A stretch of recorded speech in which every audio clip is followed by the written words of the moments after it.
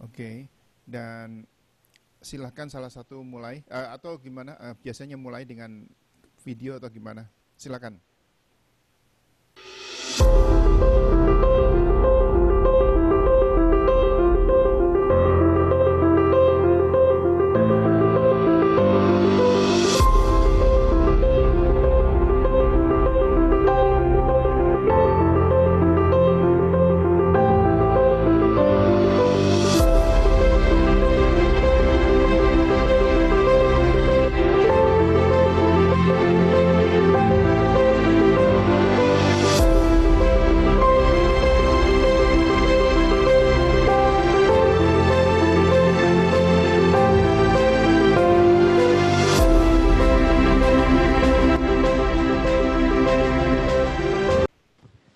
Oke, selamat pagi Bapak Ibu yang terkasih di dalam Tuhan. Kembali pada pagi hari ini kita mau datang ke hadirat Tuhan. Kita membawa hati kita,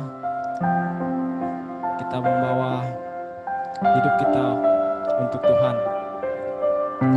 Dan kita menyiapkan hati kita. Mari kita berdoa. Tuhan, terima kasih untuk penyertaan-Mu sepanjang hari Tuhan. Dan kami mau datang kepada-Mu Tuhan, mau memuji dan memuliakan Engkau. Kiranya Engkau hadir di tempat ini. Engkau jamah setiap kami Tuhan. Di dalam nama-Mu Tuhan, kami mengucap syukur dan berterima kasih. Haleluya, amin.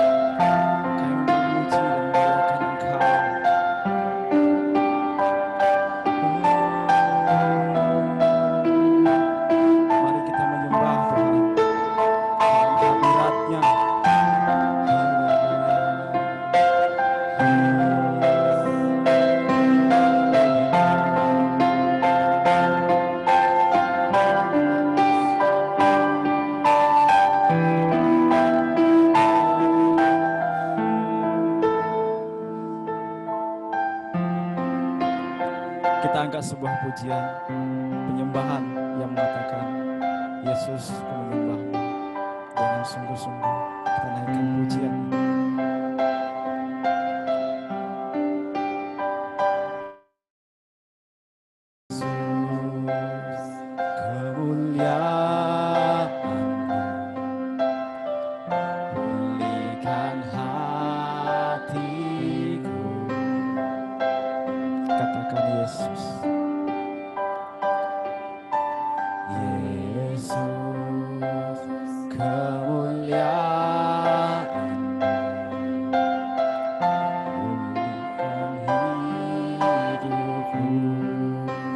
Yesus, kemuliaan-Mu. Yesus, kemuliaan-Mu. Pulihkan hatiku. Katakan Yesus. Yesus, kemuliaan-Mu. Berkati hidupku. Segala pujian, segala pujian, syukur bagi-Mu.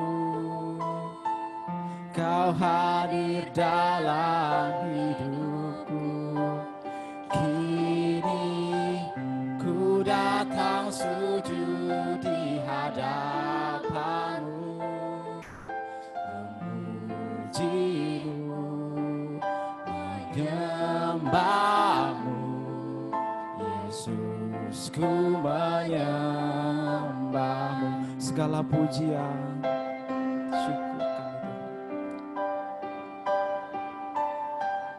segala pujian syukur bagimu. Kau hadir dalam hidupku. Kini ku datang sujud di hadapanmu, memujimu, menyembahmu. Yesus, ku menyembahmu. Kita angkat pujian ini dari awal. Yesus, ku Yesus, kemuliaan-Mu pulihkan hatiku. Oh Yesus, Yesus, kemuliaan-Mu berkati hidupku. Segala pujian syukur, segala pujian syukur bagimu. Kau hadir dalam hidupku. Kini ku datang sujud di hadapanmu, memujimu, menyembahmu. Yesus, ku menyembahmu. Segala pujian syukur, segala pujian syukur bagimu. Kau hadir dalam hidupku. Kini ku datang sujud di hadapanmu, memujimu, menyembahmu. Yesus, ku menyembah. Segala pujian syukur, segala pujian syukur bagimu. Kau hadir dalam hidupku. Kini ku datang sujud di hadapanmu, memujimu, menyembahmu. Yesus, ku menyembahmu, memujimu, memujimu, menyembahmu. Yesus, ku menyembahmu, memujimu, memujimu, menyembahmu. Yesus, ku menyembahmu. Mari kita puji Dia, mari kita menyembah kepada-Nya. Oh haleluya, terima kasih kebaikan-Mu Tuhan, Engkau sungguh baik. Haleluya, haleluya, terima kasih. Segala pujian hanya bagi-Mu.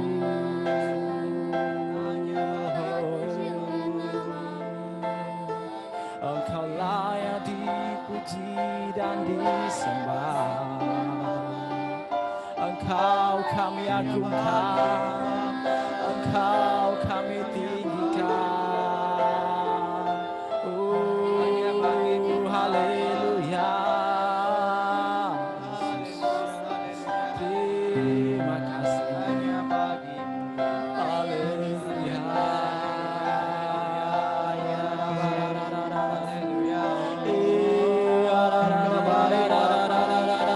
Engkau sungguh baik, Engkau besar yang mulia, Engkau kudus dan perkasa. Perbuatanmu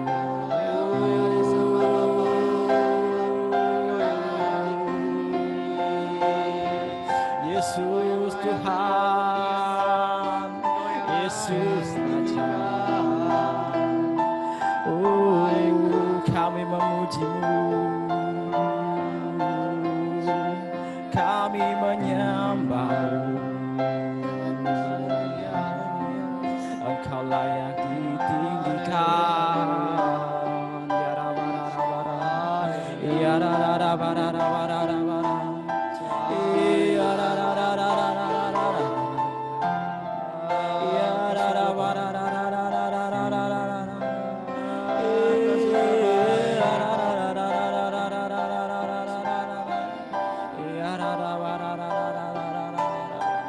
kebaikan-Mu Tuhan. Haleluya.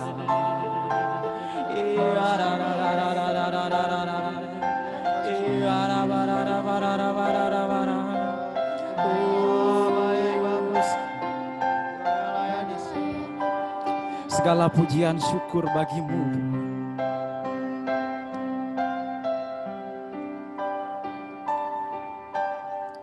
Segala pujian syukur bagi-Mu. Kau hadir dalam hidupku. Kini ku datang sujud di hadapan-Mu, memuji-Mu, menyembah-Mu. Yesusku menyembah-Mu. Segala pujian syukur bagi-Mu.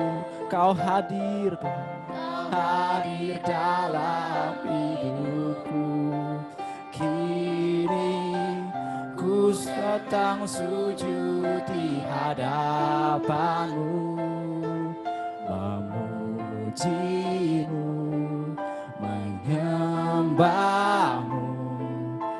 Yesusku menyembah, memuji-Mu, memuji-Mu, menyembah-Mu. Yesusku menyembah, memuji-Mu, memuji-Mu, menyembah-Mu. Yesusku menyembah-Mu. Saya persilakan untuk hambanya.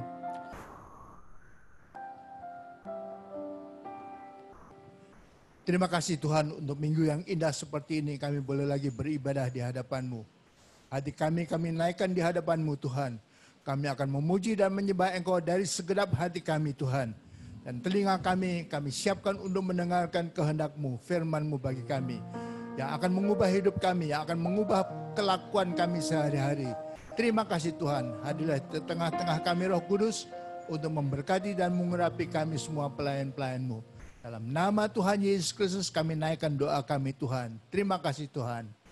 Amin. Masih semangat memuji Tuhan? Amin. Oke, kalau masih semangat saya jemput Bapak dan Ibu, teman-teman untuk bangkit berdiri. Kita memuji, memuliakan nama Tuhan. Kita angkat pujian, jangan lelah. Oke, kita bertepuk tangan, memuji dan memuliakan Tuhan.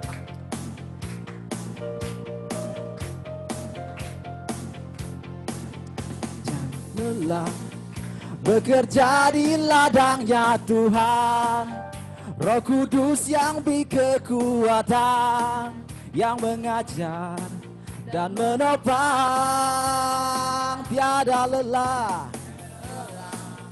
bekerja bersamamu Tuhan, yang selalu mencukupkan atas segalanya. Katakan tanah bergelombang, timbunlah tanah yang berlubang, menjadi siap dibangun di atas dasar iman.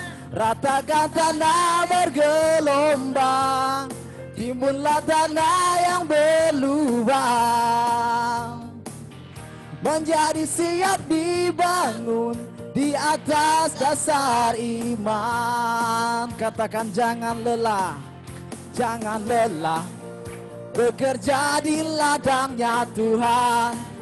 Roh Kudus yang beri kekuatan, yang mengajar dan menopang. Tiada lelah, bekerja bersamamu Tuhan, yang selalu mencukupkan atas segalanya.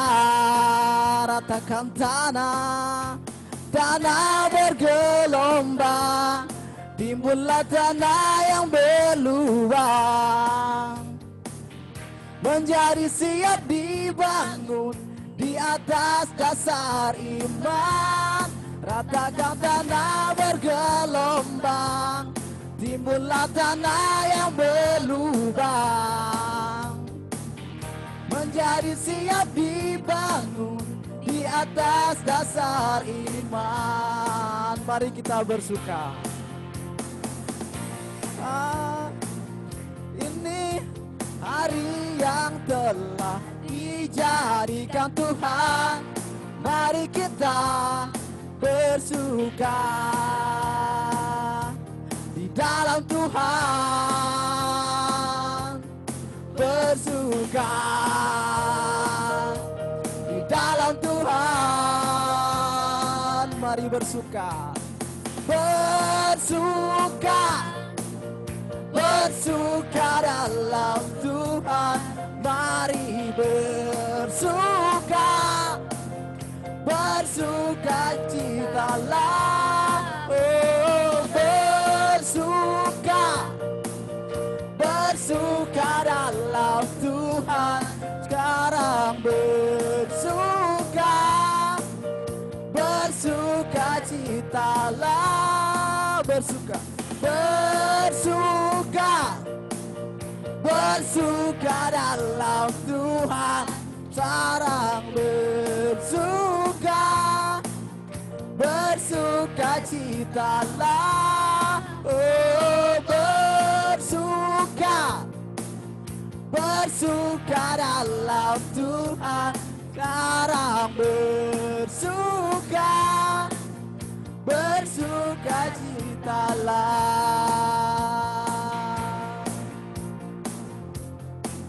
Oke, sebelum kita mendengarkan firman Tuhan, kita angkat sebuah penyembahan yang mengatakan, "Ku mau seperti-Mu Yesus."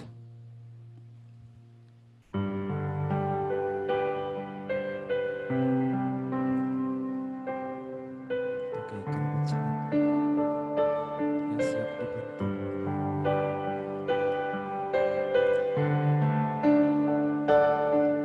Bagaikan bejana siap dibentuk, demikian hidupku di tangan-Mu. Dengan urapan kuasa Roh-Mu, ku dibaharui selalu. Jadikanku Allah, ku Allah dalam rumah-Mu. Inilah hidupku di tangan-Mu. Bentuklah surut kehendak-Mu, pakailah sesuai rencana-Mu. Katakan, ku mau seperti Yesus. Ku mau seperti-Mu Yesus, disempurnakan selalu dalam segenap jalanku. memuliakan namamu. Katakan ku mau seperti-Mu Yesus. Ku mau seperti-Mu Yesus, disempurnakan selalu dalam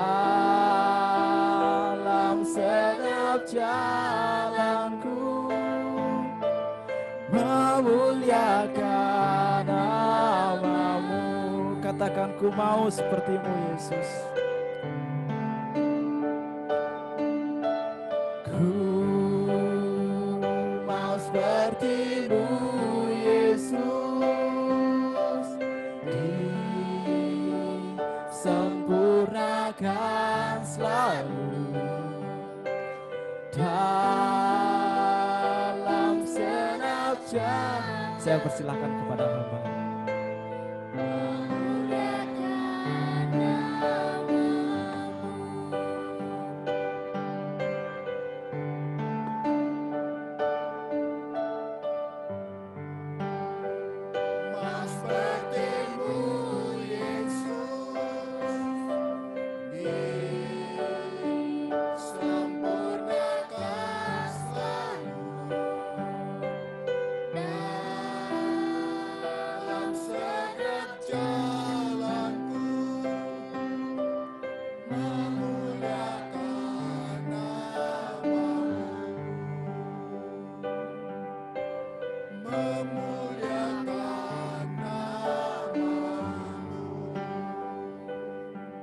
Terima kasih Bapak.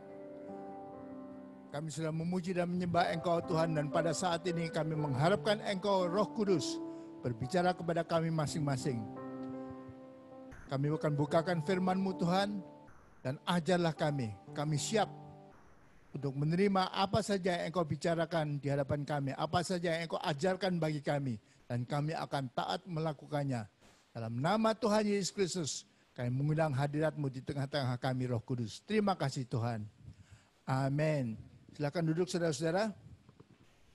Kita bersyukur pada pagi hari ini kita boleh lagi beribadah di hadapan Tuhan. Judul firman Tuhan pada pagi hari ini adalah hidup adalah titipan. Silakan ditayangkan. Hidup adalah titipan.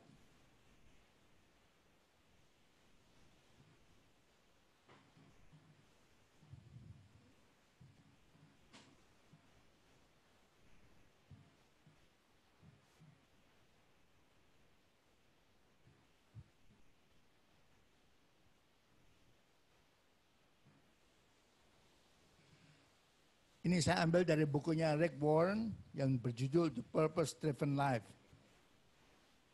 Kita akan belajar bagaimana bahwa semua yang kita miliki, silakan, waktu kita bukan milik kita sendiri. Ini datang dari Tuhan. Energi kita, kekuatan kita untuk bisa berdiri, untuk bisa bangun, untuk bisa bekerja, untuk bisa berpikir, semuanya itu datang juga dari Allah. Inteligensia kita, kecerdasan, kecerdikan kita, kemampuan kita untuk berpikir, memori kita, itu semua datang daripada Allah. Ya, mungkin kalau ada saudara-saudara sini yang menganggap dirinya cantik atau ganteng, itu juga datang dari Allah.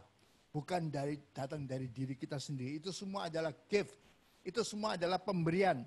Dan kesempatan-kesempatan yang terjadi di depan kita, yang ditawarkan kepada kita, itu semua adalah datang dari Allah. Juga hubungan-hubungan kita, relationship, hubungan kita dengan orang-orang tertentu, dengan calon suami, calon istri, teman-teman, teman bisnis, teman pekerjaan, semuanya itu datangnya dari Allah, bukan hasil karya kita sendiri.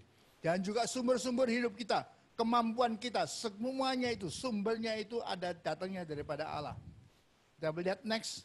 Semuanya adalah milik Allah yang sementara saja dipinjamkan, dititipkan untuk kita atur, kita pelihara, dan kita gunakan secara bijak. Ini hanya titipan Allah, bukan milik kita. Dan kita tidak berhak mengaku ini adalah milik kita. Walaupun orang secara secara wajar mengatakan ini uang saya, ini rumah saya, ini mobil saya, ini ya karya saya, ini kecerdasan saya, ini hasil penelitian saya. Semuanya saya. Tapi sesungguhnya semuanya kalau diurut kembali, semuanya itu adalah pemberian. Itu adalah titipan, hanya dititipkan Allah bagi kita. Kita melihat bahwa kita juga adalah penata layanan Allah. Kita adalah God's stewards. Kita hanya orang yang dikasih kesempatan untuk mengelola apa yang Tuhan berikan kepada kita, apa yang terjadi dalam hidup kita. Coba kita melihat bahwa di dalam Mazmur 24 ayat 1, bahwa kita mestinya seperti pemazmur itu mengakui bahwa Allah adalah pemilik segalanya. Dalam Mazmur pasal 24 ayat 1 dikatakan, Tuhanlah yang mempunyai langit serta segala isinya, dan dunia serta yang diam di dalamnya. Semuanya itu milik Tuhan. Bukan saja bumi kita ini tentunya ya. Seluruh jagat raya ini adalah milik Tuhan. Dan Allah yang mempunyai itu dan dia yang berhak mutlak atas segalanya. Dari hal yang gede-gede, gunung-gunungnya gede, binatang-binatang yang luar biasa, tapi juga hal yang kecil, bakteri, virus, semuanya itu adalah milik Allah dan dikontrol oleh Allah dan dikuasai oleh Allah. Dia yang empunya dan dia yang menciptakan itu semua. Next kita lihat gambarnya, binatang-binatang indah ini ya. Kita melihat di kiri atas serigala atau anjing putih yang menarik sekali, yang lucu sekali, pengen kita peluk. Itu datangnya dari Allah yang dipinjamkan kepada saudara dan saya untuk sementara aja. Di tengah atas itu giant panda ya, panda raksasa itu. Lucu sekali, indah sekali. Dan kadang-kadang orang menghargainya lebih daripada manusia. Tapi itu juga adalah punya Allah. Kita hanya boleh sementara waktu ini menikmatinya. Singa putih itu, atau harimau putih itu, yang khusus, yang jarang sekali, langka sekali. Tidak seperti biasanya, itu ciptaan Allah dan itu dimiliki oleh Allah. Kedua ekor burung, ya saya tidak tahu namanya burung apa, ataupun yang binatang yang kanan bawah itu. Saya bahkan tidak tahu namanya, tapi ini sungguh-sungguh ini bukan lukisan manusia. Ini foto daripada binatang yang hidup dalam alam. Warnanya begitu luar biasanya. Saya sendiri tidak tahu binatang apa ini. Kasih panggil namanya apa kita tidak tahu. Tapi ini adalah milik Tuhan, diciptakan oleh Tuhan dan dikuasai, yang punya adalah Tuhan. Next kita lihat jerapah ini yang menarik sekali ya, indah sekali ya. Kalau kita mengakui keindahan ciptaan Allah, jerapah yang kelihatannya aneh kepalanya ini, tapi itu adalah indah dan itu diciptakan oleh Allah. Dan semuanya itu bukan milik kita, semuanya itu hanya dipinjamkan Allah kepada kita. Kalau kita melihat ya, sesungguhnya kita tidak benar-benar memiliki apapun dalam hidup di dunia ini yang singkat ini.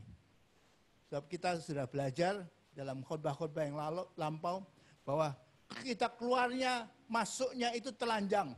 Masuk dalam dunia ini telanjang bulat, nanti keluarnya juga telanjang bulat. Tidak ada sedikit pun yang bisa kita bawa pulang sampai ke dalam kekekalan. Tidak bisa kita kantongin untuk kita bawa dalam kekekalan. Tidak bisa. Hanya Allah saja yang meminjamkannya pada kita saat ini. Jadi kita tidak layak untuk bangga ya. Ini punya saya, ini hasil karya saya. Next kita melihat bagaimana gambaran ini ya. Jogging track ini ya. Atau ya alat untuk lari ini ya. Mungkin kita sudah pasang setel 1 jam ya. Jalur lari pelan cepat sesuai dengan setelannya itu ya. Sampai 1 jam kita berkeringat banyak. Tapi setelah mesinnya mati, kita berapa kilometer dari tempat awalnya? 0 kilometer. Kita tidak beranjak, kita 10 meter lebih jauh dari tempat asal yang kita tidak. Walaupun kita sudah berkeringat banyak seperti itu, mengeluarkan segala tenaga, tapi kita tidak berubah tempatnya sedikit pun.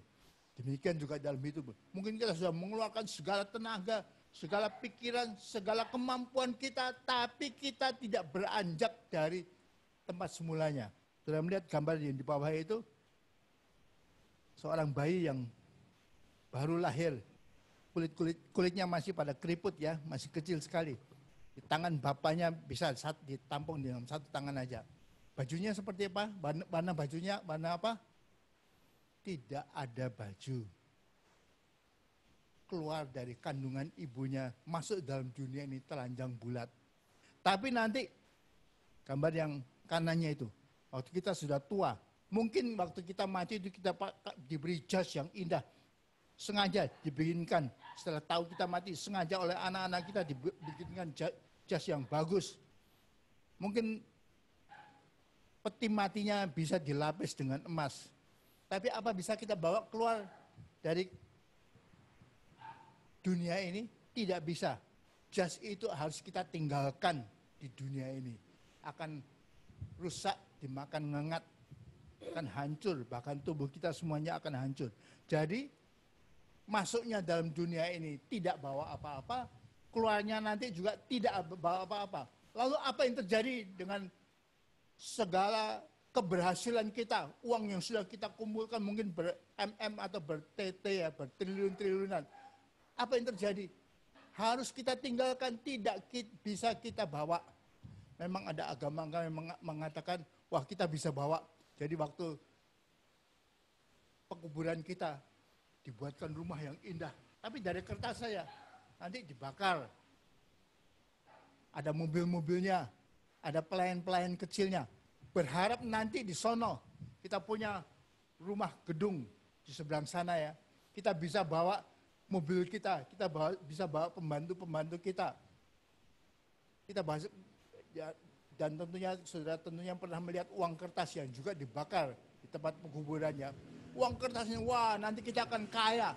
Tapi itu semua tidak realistis. Tidak ada yang bisa kita bawa keluar dari dunia ini. Semuanya harus kita say goodbye. Kita tinggalkan, walaupun kita sudah capek berkeringat, keluarkan banyak tenaga dan pikiran, tapi tidak bisa kita bawa sedikit pun. Kita melihat dalam 1 Korintus 4 ayat 7. Pertanyaan yang menyadarkan kita. Siapa yang menganggap engkau begitu penting? Kok bisa menganggap diri penting? Kenapa? Siapa yang menganggap engkau begitu penting? Dan apakah yang engkau punya yang tidak engkau terima? Semuanya. Bahkan seperti tadi saya katakan, bangunnya bisa bangun kita dari tempat tidur pagi hari ini. Bisa kita menghirup napas. Ini semua adalah anugerah. Bukan hasil karya kita sendiri. Kita bisa berpikir untuk karya Allah. Bisa kita goyangkan kelingking sedikit aja. Ini anugerah. Energinya dari Allah. Kalau ini dihentikan energinya kita sudah mati. Tidak bisa goyang kelingking aja, tidak bisa. Jadi apa yang engkau punya? Apa yang engkau punya yang tidak engkau terima? Dan jika engkau memang menerimanya, mengapa engkau membanggakan diri seolah-olah engkau tidak menerimanya? Dan semua itu pemberian. Kenapa kita sombong? Ini punya saya pinter, saya kerja keras, ini hasil karya saya sendiri. Tidak berhak kita menyombongkan diri. Dan kita ditegur. Kenapa? Kenapa kita sombong? Kenapa kita memegahkan diri? Nah, sebab semua itu adalah gift. Itu adalah pemberian. Itu adalah present. Itu adalah hadiah daripada Tuhan kepada kita. Kita lihat selanjutnya.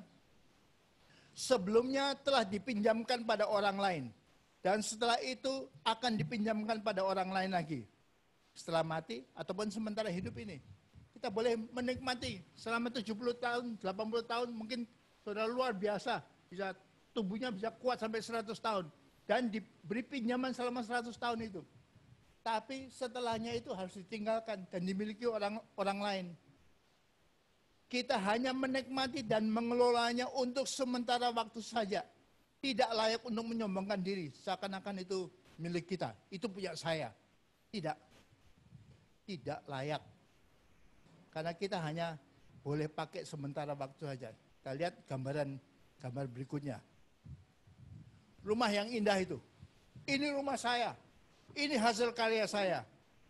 Atau yang di depannya itu ada kolam renangnya. Ini karya saya sendiri, tidak ada hasil campur tangan orang lain. Ini hasil keringat saya sendiri. Kita menyombongkan diri seperti itu. Tapi kita tahu apa yang kita bawa di dunia ini. Apa kita bisa bawa satu batang bata aja. Waktu kita lahir, tentunya tidak bisa. Dan nanti setelah kita mati, siapa yang menikmati itu? Orang lain yang akan menikmatinya. Bukan kita tidak bisa menikmatinya lagi. Walaupun rumah yang indah seperti itu ya. Atau dengan kolam besar di depan rumah kita itu. Kolam renang, itu harus kita tinggalkan. Nanti ada orang lain yang menikmatinya. Orang itu menikmatinya sampai mati, kemudian ada orang lain lagi menikmati. Terus diganti dengan orang lain. Mungkin moga-moga anak kita, tapi tidak selalu. Mungkin anak kita suatu saat melakukan kesalahan besar, ya bangkrut, dia harus jual kepada orang lain lagi. Yang menikmati rumah gede-gede itu orang lain juga. Nah, saudara melihat farmland ya, tanah. Wah, saya tuan tanah. Rumah saya hebat, heboh, luar biasa. Dan tanah saya, lihat itu ada danaunya di depannya. Itu hasil karya saya sendiri. Itu kata-kata orang yang memegahkan diri yang sombong. Sebab siapa yang punya ini? Siapa yang tak punya tanah yang luas itu? Sebenarnya bukan milik kita. Walaupun kita ngakunya itu milik kita. Di Jawa Barat ada gunung teh yang katanya milik mantan Presiden Soeharto kita. Wah, berhektar-hektar, luas sekali. Puncak gunung itu, gunung teh itu milik Presiden Soeharto. Tapi setelah dia meninggal, apa dia bisa bawa itu, gunung teh itu? Tentunya tidak bisa. Harus tinggalkan kepada siapa? Mungkin ditinggalkan sama anak-anaknya, tapi setelah anak-anaknya selesai pakainya, ditinggalkan kepada siapa? Moga-moga cucu-cucunya. Tapi belum pasti. Nanti sudah dimiliki orang lain, disita orang lain, atau disita negara atau apa. Sebab tidak ada, walaupun yang heboh-heboh, yang hebat itu ya, tanah pertanian, peternakan yang luar biasa itu. Wah, kelihatannya indah di depan danau yang besar begitu. Wah, itu hasil karya saya. Sama sekali tidak. Itu adalah pemberian, gift, titipan, dititipkan sementara, bukan milik kita. Semuanya itu nanti harus dikembalikan kepada yang punya, yang tentunya Tuhan. Kita melihat next dan berikutnya, Jakarta Raya. Semuanya yang kita lihat ini, Jakarta Raya itu juga titipan. Dititipkan pada manusia, tidak akan bertambah atau tidak akan berkurang. Ini dalam Kejadian pasal 1 ayat 28 nanti kita lihat. Jakarta Raya ini, semuanya ini bukan milik kita, itu titipan aja. Manusia yang diberi hak oleh Allah, dipinjamin oleh Allah untuk ngatur dan memeliharanya dengan sebaik-baiknya. Saya belajar sedikit, tentunya saya bukan seorang fisikawan ya, tapi katanya Jakarta Raya itu tidak akan berubah, tidak akan bertambah sedikit pun, tidak akan berkurang sedikit pun. Manusia hanya mengaturnya, tidak bisa menambah sesuatu pun. Satu sel pun tidak bisa keluar daripada Jakarta Raya kita ataupun masuk dalam Jakarta Raya kita. Gimana dengan energi dari matahari? Ya, energi matahari berputar-putar di situ aja. Tidak ada yang bisa kita keluarkan dari Jakarta Raya itu. Atau bahkan dari bumi kita. Apa yang bisa kita keluarkan? Mungkin kita keluar sebentar, nanti yang masuk, ya air menjadi uap, jadi awan. Nanti turun sebagai hujan, air. Atau mungkin ada orang masukkan kulkas jadi es, tapi nanti mencair lagi, akan jadi uap lagi. Hanya mutar aja, tidak berkurang sedikit pun, tidak bertambah sedikit pun. Tidak ada tambahan lain, tidak ada tambahan air dari angkasa luar yang bisa masuk ke dalam bumi ini atau Jakarta Raya ini. Semuanya itu konstan, diubah, tapi tetap konstan, tidak berubah. Tidak tambah sedikit pun, tidak berkurang sedikit pun. Tapi manusia harus mengaturnya. Kita melihat dalam Kejadian 1 ayat 28 ini titipan Allah. Allah memberkati mereka waktu dia menciptakan Jakarta Raya ini ya. Lalu Allah berfirman kepada mereka, beranak cuculah dan bertambah banyak. penuhilah bumi dan taklukkanlah itu. Ini mulai pesan Allah ya. Ayo penuhi bumi, taklukkan itu, berkuasalah atas ikan-ikan di laut, dan burung-burung di udara, dan atas segala binatang yang merayap di bumi. Ini mandat Allah yang diberikan kepada kita. Ayo kelola. Kelola yang sudah diciptakan oleh Allah ini. Dan kita memang berhak untuk mengelolanya. Tapi, nah, ngelolanya gimana? Kita lihat next. Ini ilustrasi. Kalau misalkan keluarga saudara, boleh selama 1 bulan beri pinjam rumah yang mewah di pantai untuk dinikmati seperti rumah saudara sendiri.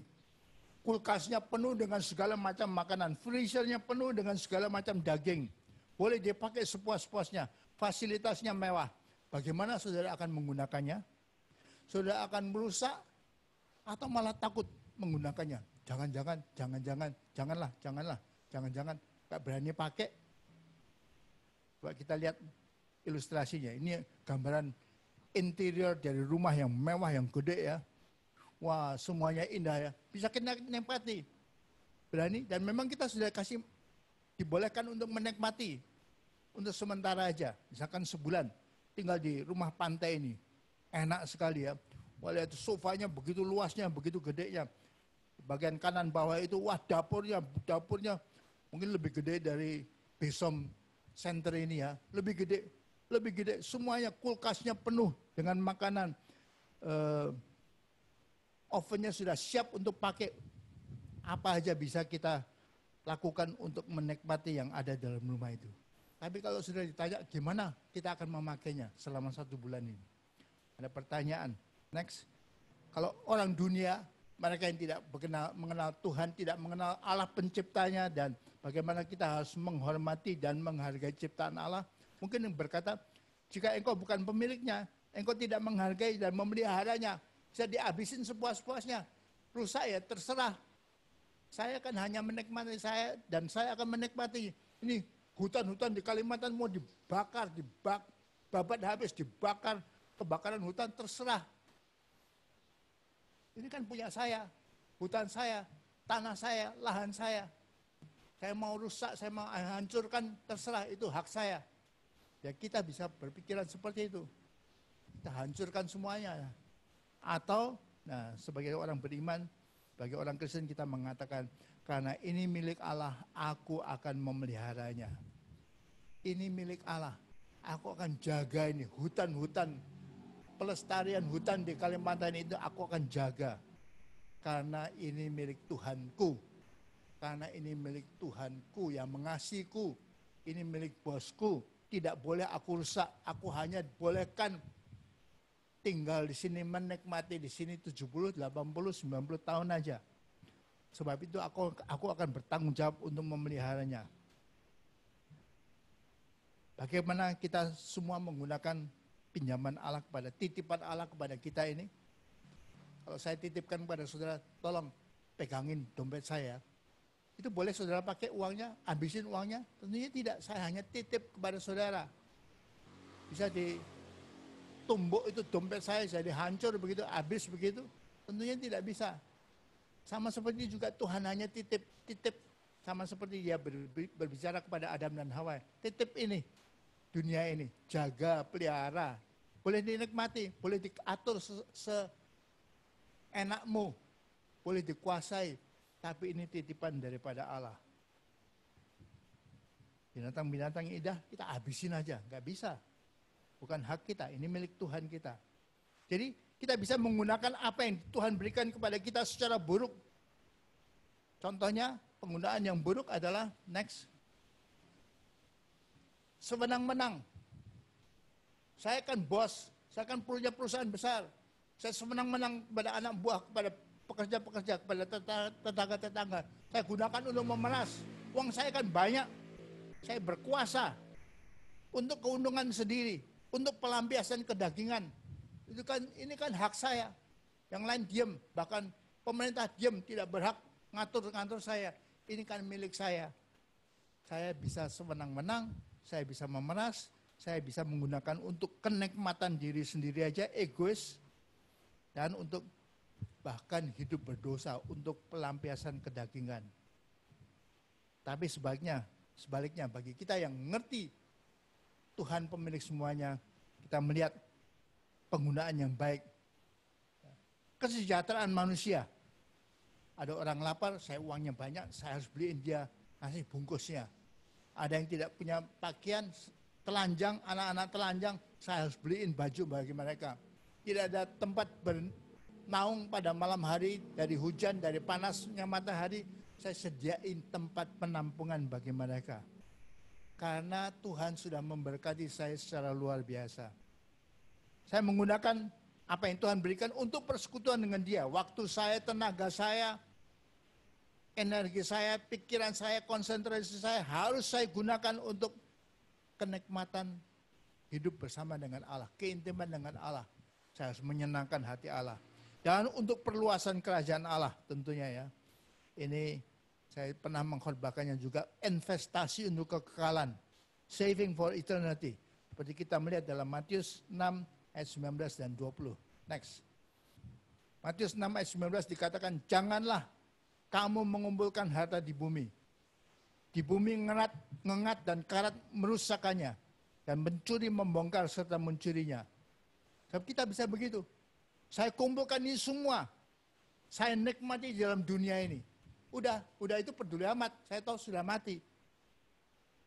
Tapi apapun yang kita nikmati di dunia itu juga tidak kekal. Ngengat, karat, merusakannya. Pencuri, membongkar. Tapi Tuhan menyarankan, menasihatkan kita ayat yang ke-20. Tapi kumpulkanlah bagimu harta di surga. Di surga ngengat dan karat tidak merusakannya. Dan pencuri tidak membongkar serta mencurinya. Jadi pikiran kita selalu masa depan. Waktu kita meninggalkan dunia ini. Sumbangan saya untuk bank di surga itu apa?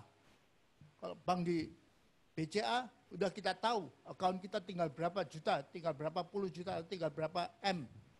Tapi kita harus sadar bahwa bukan yang kita simpan di BCA itu yang akan kekal. Itu akan hilang. Nanti harus kita tinggalkan, kita harus mengatakan goodbye kepada uang kita yang betapapun banyaknya. Tapi sebaliknya yang di surga itu, di masa depan itu. Apakah kita kumpulkan harta juga di surga yang tidak akan hilang dan tidak akan rusak, tidak akan pernah dicuri. Dan itu yang kekal, itu yang akan kita nikmati sampai miliar tahun yang akan datang. Kalau di dunia ini kita hanya menikmati, wah saya beli motor yang gede, yang indah begitu, tapi hanya sebentar aja. Saya tahu ada pendeta yang mengumpulkan banyak motor gede-gede, moge ya, motor gede itu. Mungkin di rumahnya ada sampai 20 lebih motor gede. Buat apa? Jangan dia sudah mulai tua, sudah 50 tahun sudah nggak bisa mejeng di ini kota Surabaya, putar-putar kota Surabaya dengan motor yang bum yang gede gitu. Buat apa? Tubuhnya sudah nggak bisa, tapi dia masih bangga dengan koleksi sepeda motornya itu, motor gede itu mogenya. Buat apa? Dia sendiri sudah tidak kuat, dorong satu aja, tahan beratnya, moge itu sudah nggak kuat. Gimana? Tapi dia membanggakan diri. Itu mengumpulkan, apa yang dikumpulkan? Uangnya berapa itu? Investasi untuk motor gede itu. Investasi untuk apa? Ya investasi di bumi itu, mengumpulkan harta di bumi. Habis uang saya yang banyak di BCA buat apa? Saya tidak tahu harus dipakai buat apa lagi. Ya beli motor gede aja, moge-moge itu. Atau rumah yang indah, atau tanah yang luas. Sehingga saya dikenal sebagai tuan tanah yang hebat di Jakarta atau di Kalimantan ini. Tuan tanah yang hebat, buat apa? Untuk mengumpulkan harta di bumi. Nanti kita harus mengatakan goodbye. Kita pulang telanjang bulat juga. Keluar dari dunia ini. Gak bisa kita bawa uang yang banyak atau motor gede atau rumah yang luar biasa. Tanah yang berhektar-hektar. Tidak bisa kita bawa 1 inci pun persegi. Tidak bisa kita bawa. Tapi sebaliknya, kita disadarkan oleh firman Allah. Ayo, jangan kumpulkan harta di bumi. Kumpulkan harta di surga. Itu yang kekal, itu yang nilainya kekal. Itu yang akan kita nikmati sampai miliar tahun yang akan datang. Nah, apa itu? Kita sudah pernah belajar tentang hal ini juga ya.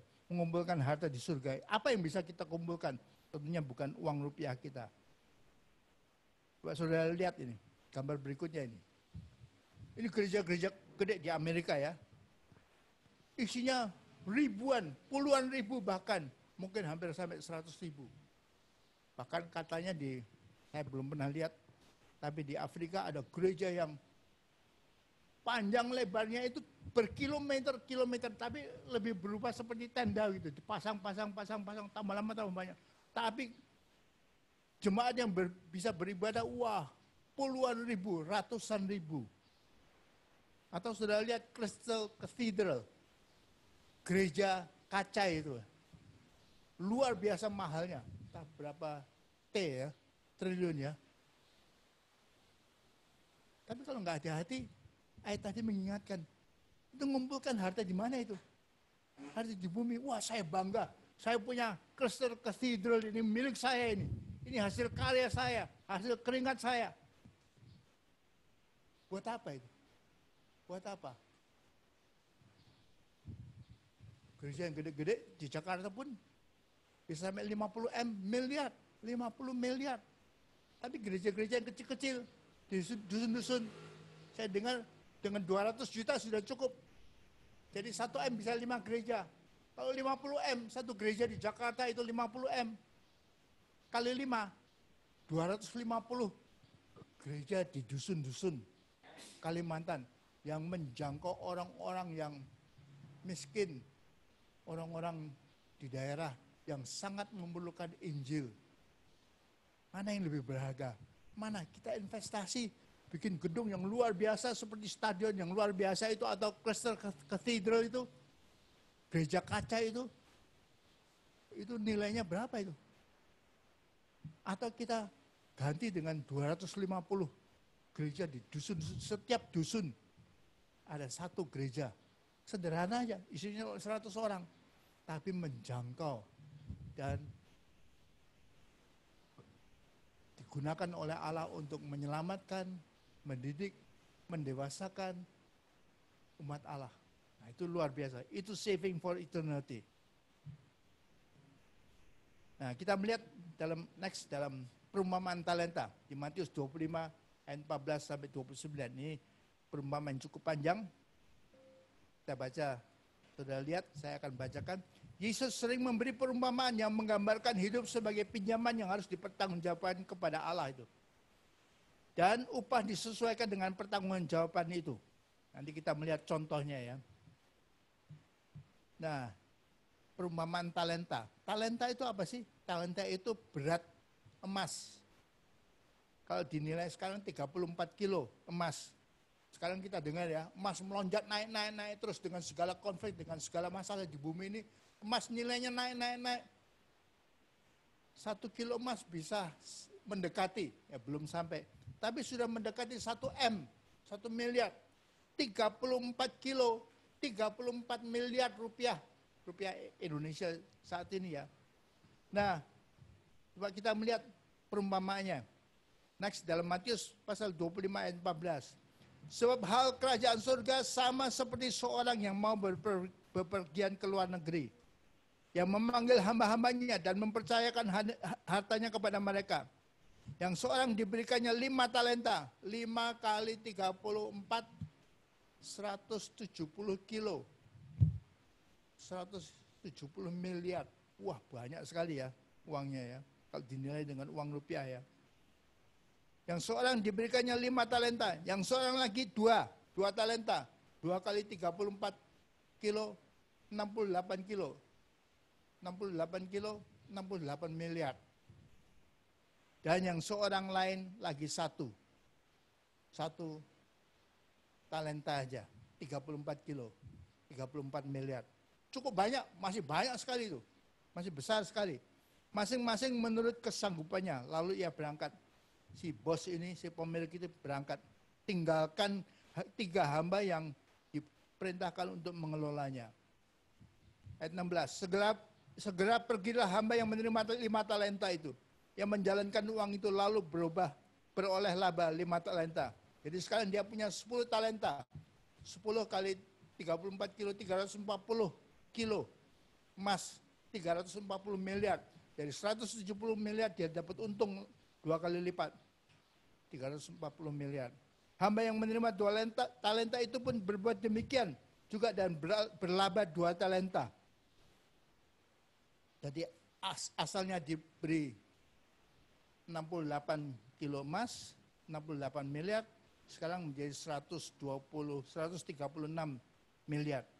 Untung 2 kali lipat, 100% keuntungannya. Tapi hamba yang menerima 1 talenta itu pergi dan menggali lubang di dalam tanah, lalu menyembunyikan uang tuannya. Uang yang nilainya 34 miliar itu disembunyikan.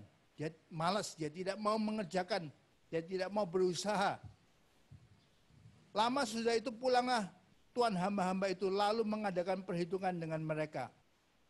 Hamba yang menerima 5 talenta itu datang dan ia membawa laba 5 talenta, katanya, Tuan, 5 talenta Tuan percayakan kepadaku, lihat, aku telah beroleh laba 5 talenta. Maka kata tuannya kepadanya, saudara perhatikan ini, pujian tuannya itu kepada hamba yang gesit dan kerja keras itu.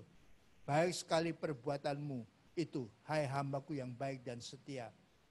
Engkau telah setia dalam perkara kecil, aku akan memberikan kepadamu tanggung jawab dalam perkara yang besar.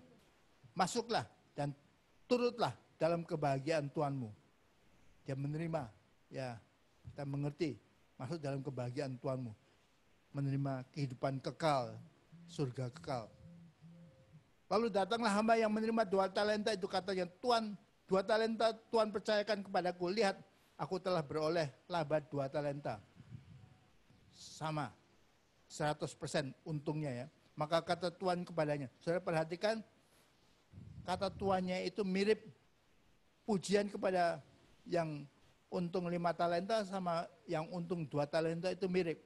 Baik sekali perbuatanmu itu, hai hambaku yang baik dan setia. Engkau telah setia, memikul tanggung jawab dalam perkara yang kecil. Aku akan memberikan kepadamu tanggung jawab dalam perkara yang besar. Masuklah dan turutlah dalam kebahagiaan Tuanmu. Juga terima upah yang kekal. Tapi kemudian datang yang ketiga. Kini datanglah juga hamba yang menerima 1 talenta itu dan berkata, Tuan, aku tahu bahwa Tuan adalah manusia yang kejam, yang menuai di tempat di mana Tuan tidak menabur, dan yang memungut dari tempat di mana Tuan tidak menanam. Karena itu aku takut dan pergi menyembunyikan talenta Tuan itu di dalam tanah. Terimalah kepunyaan Tuan. Maka jawab tuannya itu, hai kamu, hamba yang jahat dan malas. Jika kamu sudah tahu bahwa aku menuai di tempat yang di mana aku tidak menabur dan memungut dari tempat di mana aku tidak menanam, karena itu sudahkah seharusnya uangku itu kau berikan kepada orang yang menjalankan uang, supaya sekembaliku aku menerimanya serta dengan bunganya. Mestinya taruh di bank ini, jangan ditanam, supaya ada bunganya.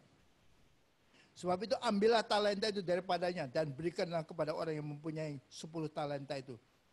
Yang sudah punya 10, 5, untung 5 lagi, punya 10, tapi tambah lagi dengan 1 yang milik orang yang hamba yang jahat dan malas itu. Karena setiap orang yang mempunyai kepadanya akan diberi, sehingga ia berkelimpahan. Ini suatu prinsip yang penting bagi kita ya, untuk kita sadari ya. Tapi siapa yang tidak mempunyai, apapun yang ada padanya akan diambil daripadanya. Lalu hukumannya, ayat terakhir itu, dan campakkanlah hamba yang tidak berguna itu ke dalam kegelapan yang paling gelap. Di sanalah akan terdapat ratap dan ketak gigi. Jadi masukkan dalam neraka kekal ya. Karena malasnya, karena jahatnya. Tidak mau mengembangkan, tidak mau memperdagangkan, tidak mau berusaha menanam talenta yang Tuhan berikan kepada dia, tidak mau mengusahakannya. Nah, kita lihat gambar berikutnya. Kita lihat 1 talenta, 2 talenta, 5 talenta. Yang 1 talenta segera kubur. Saya tidak mau, kok enak bos menikmati kalau saya kerja keras, kok enak bos yang jahat seperti itu, yang maunya untung aja. Saya kubur aja. Kemudian kita melihat, begitu tuannya datang, hamba yang berhasil 10 talenta, bangga, cepat berbaris ke depan. Yang kedua, berhasil 100% juga untungnya. Tapi yang ketiga, malu-malu, takut. Dari belakang aja ngelihat pelan-pelan di baris terakhir ya. Karena dia sudah tidak pegang talentanya lagi, semua sudah dikubur. Atau gambar-gambar yang mirip ya, di bawah itu. 10 talenta, 4 talenta, dan 1 talenta yang dikubur. Pertanyaannya, kenapa orang mengubur talentanya? Kenapa? Kenapa kita tidak menjadi steward, bendahara yang baik? Kenapa kita jadi malas? Next, kita lihat lagi. Talenta yang Tuhan berikan kepada kita. Gambar kiri atas ini, desainer. Seorang yang mendesain. Desain interior, desain rumah, arsitek, mendesain gedung-gedung yang tinggi-tinggi itu. Itu talenta yang Tuhan berikan kepada kita. Bukan datang dari sendirinya. Oh, saya dalam kekekalan waktu sebelum kita lahir, saya akan jadi arsitek. Wah, saya akan punya kecerdasan yang hebat, desainer yang hebat. Enggak. Kita tentunya tidak sadar apa yang terjadi sebelum kita lahir di bumi ini. Udah lahir pun kita masih orang, bayi yang tidak bisa berbuat apa-apa. Tapi kemudian mulai memberikan, Tuhan memberikan kepada kita talentanya. Tambah lama dengan sekolah SD, SMP, SMA, perguruan tinggi, tambah lama tambah cerdas kita. Talenta untuk jadi arsitek atau desainer tambah lama tambah hebat. Atau yang tengah itu, pembicara, pengkhotbah, termasuk di situ ya.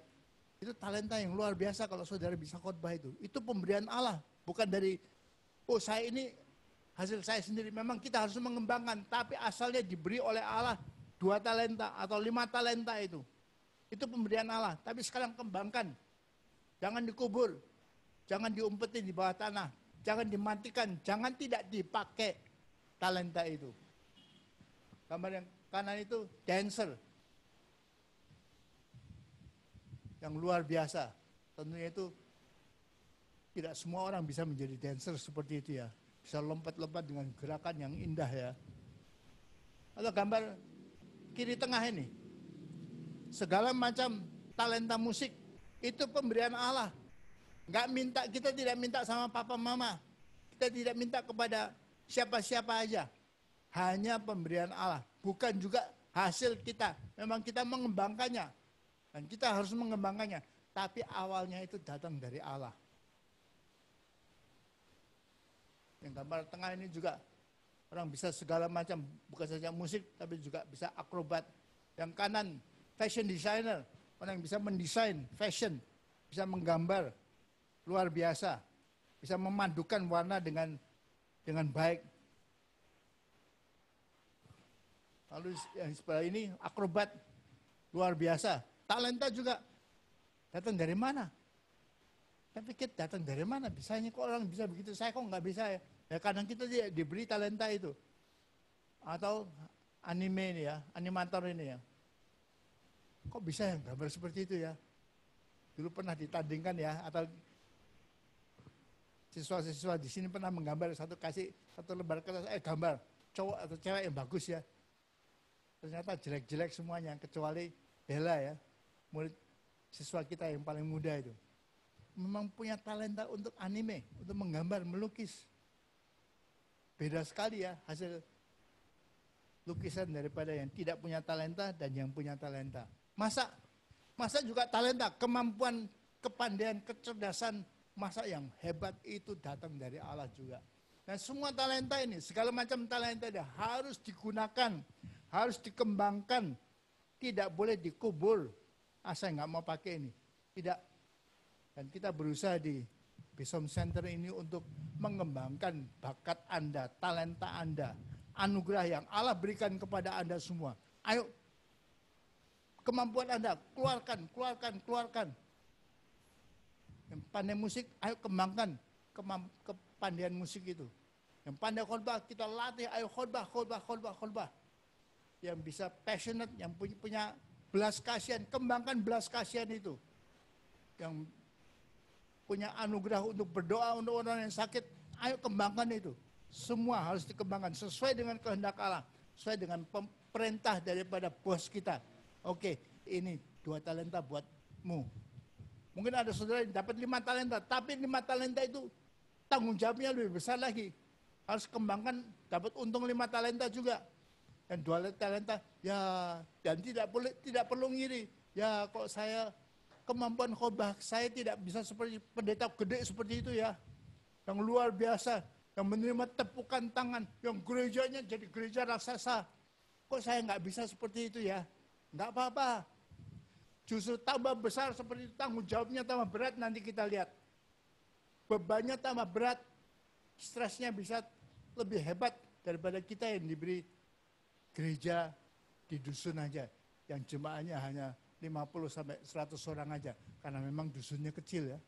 Nggak ada orangnya lagi. Stresnya tidak sebesar gereja raksasa, gereja-gereja mamut itu ya, di kota-kota besar. Nah, next kita lihat bagaimana Allah memberi upah kepada kita. 3 upah, 3 kekekalan. Pertama, perkenan Allah, afirmasi. Jempol tangan yang diberikan Allah kepada kita. Allah yang mengatakan kepada kita, hamba yang baik, yang rajin, yang kerja keras, yang mengembangkan talenta yang aku berikan, yang aku titipkan kepadamu. Wah, itu afirmasi dari Allah yang luar biasa.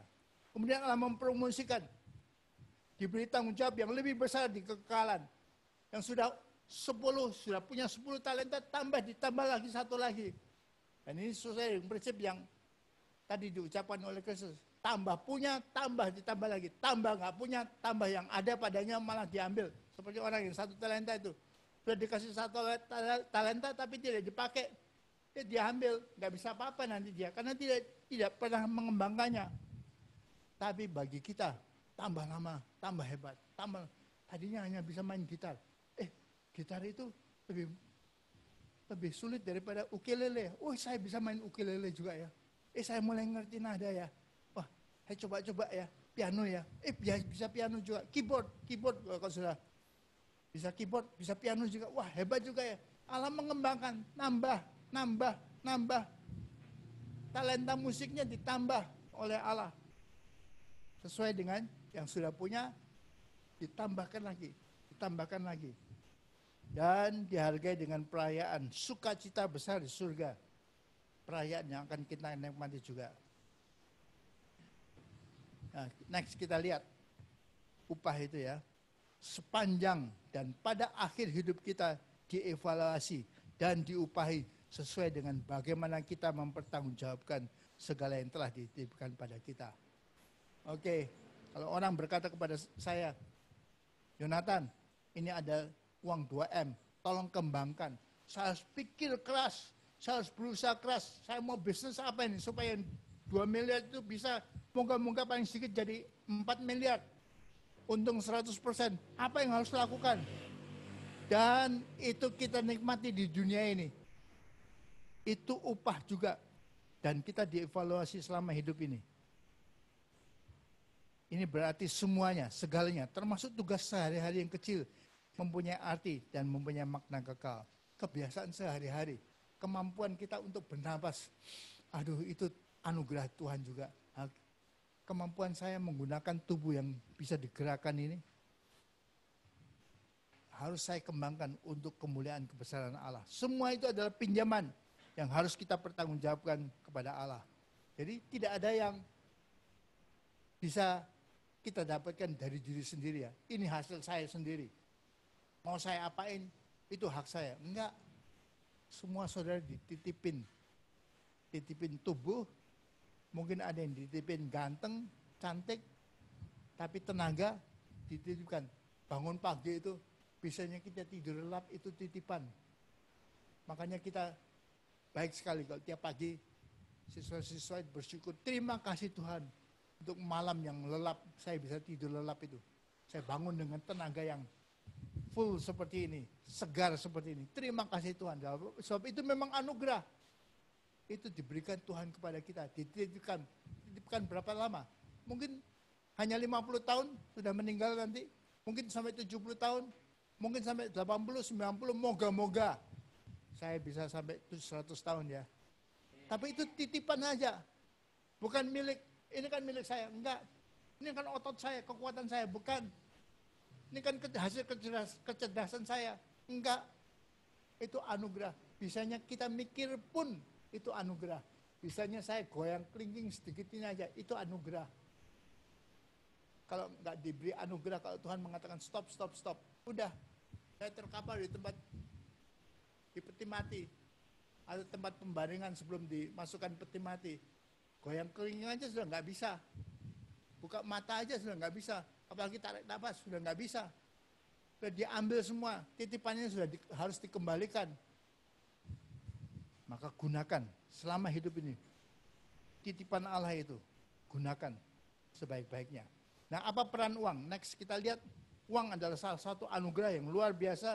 Tapi digunakan juga untuk mengetes kita. Digunakan Allah untuk mengajar kita percaya kepadanya, untuk mengubah kepribadian kita supaya tambah lama tambah menjadi seperti Kristus. Bagi banyak orang, uang adalah tes terbesar. Dan bagi semua orang, uang adalah titipan. Kita hanya dititip. Saya tidak tahu, moga-moga saudara dititipkan uang lebih banyak daripada saya. Ber-MM, ratusan M. Saya nggak sampai ber-MM. Tapi saudara harus bertanggung jawab lebih besar kalau saudara dikasih 100 M daripada saya yang nggak punya uang banyak. Tapi semua itu adalah titipan dan itu adalah tes cara Allah mengajar kita berhidup yang lebih baik. Bila seorang tidak dapat dipercaya dengan mamon, yaitu uang itu, bagaimana dapat dipercaya dengan harta rohani? Kita lihat dalam Lukas 16 ayat 11. Next. Jadi jikalau kamu tidak setia dalam hal mamon yang tidak jujur, siapakah yang akan mempercayakan kepadamu harta yang sesungguhnya? Saudara harus, saya mengajar siswa-siswa yang berintegritas, lurus, straight as a rod. Jangan ada sedikit pun bengkok. Dan bengkok itu tidak dilihat di hadapan umum. Bengkok atau tidak itu kita lihat terutama pada waktu tidak ada orang. Kita menganggap Allah nggak ada, Allah nggak lihat ini. Ini ada uang teman saya. Gimana kalau saya ambil satu lembar aja? Itu bengkok atau lurusnya kita itu. Itu dilihat oleh Allah. Dan dilihat oleh semua malaikat di surga akan lihat itu. Memang orang-orang di bumi tidak lihat. Waktu kita curi uangnya orang sedikit 100.000 satu lembar aja. Tidak ada yang lihat. Tapi Allah tahu, Allah lihat. Dan Allah mengatakan, kamu tidak setia dalam hal imaman yang tidak jujur. Siapa bisa mempercayakan kepadamu harta yang sesungguhnya? Harta sesungguhnya harta apa? Harta rohani, harta surgawi. Pelayanan kita, hubungan kita dengan Allah, integritas kita dalam pelayanan. Semua itu harta yang sesungguhnya. Kalau yang sepele uang aja, mamon ya, nggak ada artinya di hadapan Allah. Mata Allah tidak lihat uangnya kita itu seberapa. Kalau dalam hal uang aja, mamon aja kita tidak bisa dipercaya. Bagaimana Allah bisa mempercayakan dengan harta rohani, harta yang sesungguhnya itu? Bagaimana kita menggunakan uang kita menunjukkan kualitas spiritual kita? Ya. Mau lihat kerohanian kita seperti apa? Lihat aja caranya pakai uang. Itu menunjukkan kualitas spiritual kita. Apa yang penting sih bagi Anda? Apa yang nggak penting? Yang penting bagi Anda apa? Motor, moge, rumah yang gede, tanah yang luas, atau jiwa-jiwa, atau keselamatan kekal dari orang-orang sekitar kita itu. Itu menunjukkan kualitas spiritual kita, kerohanian kita itu hanya lihat hal-hal duniawi, atau sudah mulai melihat hal-hal yang kekal, hal-hal yang nilainya sampai bermiliar-miliar tahun yang akan datang. Apakah cara kita memakai uang menghambat apa yang lebih besar yang dapat Allah berikan atau lakukan melalui kita? Cara kita pakai uang itu. Tuhan kasih kita, titipkan ini uang ini. Apakah kita gunakan untuk menghambat? Saudara, kalau saudara punya 10 M. 10 M itu banyak ya, 10 miliar ya. Kalau saudara diberi 10 M, asik enggak? Asik, wah asik ya. Saya punya 10M. Nah 10M ini gimana? Saudara mikir, saya sekarang umur 50. Mungkin saya bisa hidup, moga-moga bisa hidup 30 tahun. 30 tahun gimana saya bisa menghabiskan 10M ini ya? 10 miliar itu 1 miliar 1.000 juta dolar, juta rupiah. 10M 10.000. Kalau saya jalan-jalan ke Singapura, nggak sampai 10 juta rupiah, ya cukup. Kalau saya mau jalan-jalan ke Hong Kong, mungkin 15 juta. Kalau saya mau jalan-jalan ke Shanghai dan Cina, lihat tembok Cina, mungkin paling-paling 20 juta. Mungkin kalau saya ke Amerika ya lebih mahal dikit, mungkin sampai 30 juta. Mungkin kalau saya jalan-jalan ke Tanah Suci, mungkin 40 juta ya. Tapi uang saya begini banyaknya, gimana menghabiskan? Dan saya harus habiskan uang saya dalam 30 tahun toh. Sekarang 50 tahun, nanti sampai 80 tahun, moga-moga saya masih bisa jalan-jalan, putar-putar seluruh bumi ini. Nah, kalau saya 30 tahun harus habiskan 10M, 10 tahun habiskan 3M sepertiganya ya. 1 tahun habiskan 300 juta. 1 tahun menghabiskan 300 juta gimana ya? 1 tahun 300 juta, masa saya 10 kali ke Tanah Suci, ke Israel. Tiap kali 30-40 juta itu. Konyol lah. Tapi saya mau jalan-jalan. Ya, bulan ini saya mau rencana, bulan ini nikmati uang ini. Habisin di Singapura, seminggu, 2 minggu di sana. Nikmati Singapura sepuas-puasnya. Bulan depan kemana? Bulan depan ke Hong Kong. Bulan depan lagi ke Shanghai, ke Beijing, ke Mongolia. Wah, saya pengen lihat kehidupan orang di Mongolia. Setiap bulan jalan-jalan ke luar negeri, nggak habis itu. Uang miliar-miliaran kita. Tapi pikiran kita jadi ngabisin waktu saya untuk nikmati uang yang M-an ini, 10M ini. Ada uang untuk ibadah, ada uang untuk jadi gembala, ada uang untuk ada waktu untuk pelayanan, nggak ada waktu. Karena waktu saya dihabiskan, saya harus habisin uang yang 10M itu. Saya harus habiskan itu. Dan untuk itu saya banyak harus meluangkan waktu untuk jalan-jalan ke luar negeri. Nah, waktu untuk pelayanan, gimana? Ya, rugi dong kalau nggak pakai uang 10M ini. Buat apa? Saya sudah dikasih 10M, rugi kalau nggak dipakai ya. Jadi saya lupa pelayanan. Pelayanannya tambah sedikit, jalan-jalannya banyak, makannya yang enak, tambah lama tambah gemuk juga ya. Jadi kalau Tuhan berikan, titipkan kepada kita 10M, justru jadi celakanya kita. Kita nggak mau melayani, kerohanian kita tambah lama tambah merosot. Wah, masuk di genting ya. Kalau saya bisa main judi itu asik ya. Duitnya pada rontok semua, asik ya, tarik. Kerincing gitu, wah uangnya banyak. Kayak jadi gila judi. Tidak lagi lupa akan Tuhan. Lupa akan hidup ini. Kita baca dalam Yakobus pasal 5 ayat 1 yang berikutnya ya. Jadi sekarang hai kamu orang-orang kaya, menangislah dan merataplah atas sengsara yang akan menimpa kamu. Bahkan kita sudah diperingatkan, kamu nanti akan nangis loh. Kamu akan ditimpa. Kekayaanmu sudah busuk dan pakaianmu telah dimakan ngengat. Emas perak dan perakmu sudah berkarat dan karatnya akan menjadi kesaksian terhadap kamu dan akan memakan dagingmu seperti api. Kamu telah mengumpulkan harta pada hari-hari yang sedang berakhir. Ini tunggu kedatangan Kristus, kita kerjanya masih kumpulkan harta aja. Sesungguhnya telah terdengar teriakan besar karena upah yang kamu tahan dari buruh yang telah menuai hasil ladangmu. Supaya saya lebih kaya lagi, lebih cepat kaya lagi, saya pelitin aja karyawan-karyawan saya. Dan telah sampai ke telinga Tuhan semesta alam keluhan mereka yang menyabit panenmu. Mereka sudah kerja seharian menyabit panen, kita kurangi malah gajinya. Dalam kemewahan kamu telah hidup dan berfoya-foya di bumi. Kamu telah memuaskan hatimu Sama seperti pada hari penyembelihan, pada waktu kita panen begitu, kita foya-foya aja.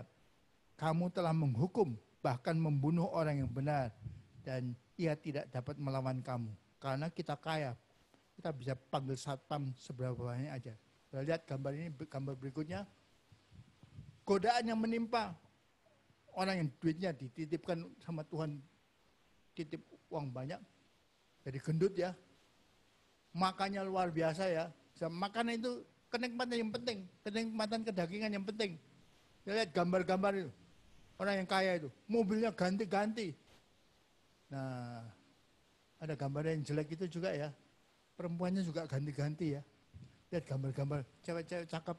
Nggak puas dengan istri yang sudah sama-sama 50 tahun. Udah mulai merosot semuanya. Badannya semua sudah turun ke bawah semua. Merosot semua. Nggak nikmat. Ini kenapa nggak nikmati remaja-remaja 20 tahun yang luar biasa itu. Dan mereka mau. Mereka terpukau dengan uang yang begitu banyaknya. Kenapa saya nggak nikmati? Istri tinggalin aja. Apalagi istri sudah mulai ngomel-ngomel. Udah tinggalin aja. Ini banyak yang lebih menarik. Godaan besar. Karena uang terlalu banyak. Titipan uang diberikan kepada Tuhan kita terlalu banyak. Nah, pertanggung jawab. Kita lihat next. Pertanggung jawab kita ya. Tambah banyak kita diberi, tambah besar dituntut tanggung jawab dari kita. Jangan mengatakan, wah saya ingin jadi orang kaya. Oke, orang kaya artinya apa? Titipannya tambah banyak itu. Tanggung jawabnya lebih besar, lebih berat daripada kalau saya hanya kasih 1 talenta aja. Kalau saya kasih 5 talenta, tanggung jawabnya lebih besar. Kita lihat dalam Lukas, next. Lukas 12 ayat 48. Tetapi barang siapa tidak tahu akan kehendak tuannya dan melakukan apa yang harus mendatangkan pukulan, ia akan menerima sedikit pukulan. Kalau anak kecil belum belajar banyak dari mamanya, kencing di celana, ya udah mamanya udah. Tapi ini anak kecil, mungkin pasnya sedikit. Jangan kencing di celana ya, pasnya sedikit aja. Tapi kalau sudah remaja, tidak buang air kecilnya tidak di kamar mandi, tapi di ruang depan, di mana? Tabok sama papanya yang besar ya. Setiap orang yang kepadanya banyak diberi, daripadanya akan banyak dituntut. Dan kepada siapa yang banyak dipercayakan, daripadanya akan lebih banyak lagi dituntut. Tambah banyak titipan Tuhan bagi kita, tambah berat tanggung jawabnya. Jangan senang-senang ya. Kalau saudara punya uangnya banyak jadi orang kaya ya. Nah, kita lihat bagian akhir ini yang luar biasa. Yakobus 5 ayat 19. Saudara-saudaraku, jika ada di antara kamu yang menyimpang dari kebenaran dan ada seorang yang membuat dia berbalik, ketahuilah bahwa barang siapa membuat orang berdosa berbalik dari jalan yang sesat, ia akan menyelamatkan jiwa orang itu dari maut dan menutupi banyak dosa. Jadi kalau saudara lihat, ini teman saya itu kok hidupnya mulai bengkok ya, kok mulai miring ya, kok mulai bohong-bohong ya, kalau mulai nipu-nipu ya, kok mulai korupsi ya, kok mulai jahat ya, kok mulai tabokin istri ya, kok mulai tendangin anak ya. Saya sebagai temannya saya harus berbuat apa? Dikatakan itu, saya harus tegur dia. Jangan dong. Kamu bukan bertanggung jawab kepada siapa-siapa. Kamu bertanggung jawab pada Tuhan. Tempelengin istri seperti itu, korupsi seperti itu. Mungkin bosmu atau negara tidak tahu kamu bisa bohongin negara dengan bohong, dengan korupsi seperti itu. Tapi Tuhan tidak bisa kamu bohongin. Jangan dong, jangan korupsi seperti itu ya. Jangan ngerampasin seperti itu ya. Dan kalau orang itu bertobat, iya ya, saya ditegur, memang saya jahat ya, saya nggak boleh tabokin istri ya. Siapa membuat orang berdosa berbalik dari jalan yang sesat, dia bertobat, minta ampun, ya ampuni. Ia akan menyelamatkan jiwa orang itu dari maut dan menutupi banyak dosa yang akan datang, yang akan dia mestinya dia lakukan. Itu semua batal semua, karena dia sudah dengarkan bimbingan kita, dia bertobat, dia minta ampun, dia tinggalkan hidup yang jahat, tinggalkan KDRT-nya, tinggalkan ini semua. Kita melakukan hal yang indah, yang luar biasa, yang menyenangkan hati Tuhan, yang saudara lain dikasih jempol ini. Coba kita lihat berikutnya. malaikat-malaikat akan kasih jempol kepada hebat, hebat lu, hebat lu. Tuhan mengatakan peluk kita di pintu gerbang Firdaus ya. Hambaku yang baik dan yang setia. Ayo masuk dalam kemuliaan, kesukaan daripada Tuhanmu. Saudara, ini gambar-gambar di surga ya. Memang ini versi manusia ya, sebab kita nggak pernah melihat apa yang akan terjadi di surga. Wah, anak-anak ketemu mamanya. Mama sudah mati hari ini, mama mati. Kapan ya saya ketemu mama ya? Ya kalau mamanya sudah bertuhan dengan Kristus, waktu kamu nanti mati, ketemu mama juga. Keluarga, memang ini mungkin gambar ini tidak tepat ya, kita tidak tahu di mana. Kita tidak lihat, oh itu istri saya lagi, oh itu suami saya, itu hak saya lagi. Tidak. Firman Allah mengatakan, di sana nanti kita seperti malaikat. Saya tahu itu dulu di dunia istri saya, tapi bukan hak saya lagi. Kita tidak ada lagi hubungan nikah suami istri. Kita semua seperti malaikat. Anak-anak juga, ini kamu anak saya, kamu harus tunduk terus secara kekal. Enggak bisa. Kita memuji, menyembah Sang Raja, Tuhan yang luar biasa, Kristus. Kita bersama dengan Kristus sampai selama-lamanya. Saudara lihat gambar menarik ini, kanan bawah ini. Seorang wanita yang wajahnya gimana? Menggambarkan apa? Sukacita, kekal di surga. Mungkin wanita itu dulu jahat hidupnya, bengkok. Tapi kalau saudara menginjil dia, saudara mengatakan jangan hidup seperti ini. Ada hidup yang luar biasa yang disediakan oleh Allah bagi kita. Dan itu upahnya nanti kekal selama-lamanya. Dan waktu dia mati, melek, saya ada di surga atau saya ada di Firdaus. Wajahnya mencerminkan terima kasih yang luar biasa. Nanti kalau 9 tahun yang akan datang, lihat saudara. Terima kasih saudara. Ibu terima kasih dulu menginjili saya waktu saya terpuruk, saya habis-habisan seperti ini. Ibu menginjili saya, terima kasih. Sekarang saya bebas daripada kehidupan yang parah, masuk neraka kekal. Sekarang saya surga kekal. Terima kasih Ibu ya. Dulu sudah menasihati saya, menginjili saya ya. Itu terima kasihnya itu akan kekal kepada kita. Tiap kali kita lihat di surga nanti dia akan peluk kita. Terima kasih Ibu, terima kasih Ibu. Dan wajahnya menunjukkan sukacita. Karena memang kita akan sukacita terus nanti di surga kekal. Tidak layak kita bengkok di hadapan Allah. Rugi besar kalau di dalam dunia ini kita bengkok di hadapan Allah. Rugi besar kalau kita males dikasih talenta, tidak kita pakai. Rugi besar kalau Tuhan kasih kita titipan. Ini titip dompetku ya. Asik ya. Uangnya kok banyak ya, saya pakai ya. Kita korupsi apa yang dititipkan Allah kepada kita. Rugi besar. Karena saudara nanti tidak akan sukacita seperti itu. Saudara malas, jahat, hai hamba yang jahat. Nanti waktu kita coba intip Firdaus, malaikat mukanya asem aja. Kamu dulu jahat ya, kamu dulu bengkok ya. Sama uang aja nggak bisa bertanggung jawab ya. Gimana kamu mau menikmati surga yang kekal? Sono. Masuk dalam sengsara kekal ya. Jangan sampai itu terjadi ya. Hidup memang titipan. Semuanya hanya dititipkan kepada saudara dan saya. Sesuai dengan firman Allah yang sudah kita pelajari. Ayo gunakan dengan bijaksana. Jadi hamba yang bijaksana. Hamba yang kerja keras. Yang rajin. Jangan yang malas. Tuhan memberkati saudara-saudara. Mari saudara-saudara kita tundukkan kepala sebentar. Terima kasih Tuhan, Engkau sudah mengajar kami. Roh Kudus, Engkau sudah mengajar kami. Masuk dalam hati kami. Kami sudah mengerti Tuhan. Semua di dunia ini adalah titipan. Rumah kami bukan milik kami full. Itu adalah pemberian daripadamu. Napas kami itu bukan milik